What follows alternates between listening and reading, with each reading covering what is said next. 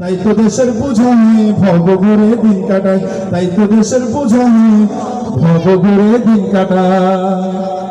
তুই তো পড়াশোনায় ভালো ছিলি, বিএ এমএ পাস দিলি, পড়াশোনায় ভালো ছিলি, বিএ এমএ পাস দিলি, সার্টিফিকেট সবই নিলি, কত জায়গায় সিভি দিলি, তবুও তোর চাকরি হয় না ভাই, তবুও তোর চাকরি হয় না ভাই। কারণ আমার মামু খালো নাই, গান আমার মামু খালো নাই চাকরি আমি, তাই তো দেশের বোঝা হয়ে ভব ঘুরে দিন কাটাই, তাই তো দেশের বোঝা হয়ে।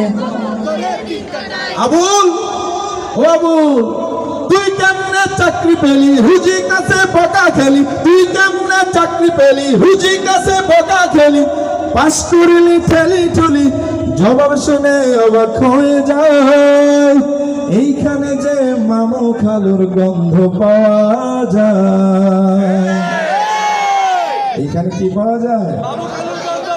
আগামী দিন হবে বৈষম্য মুক্ত বাংলাদেশ, ঠিক কিনা?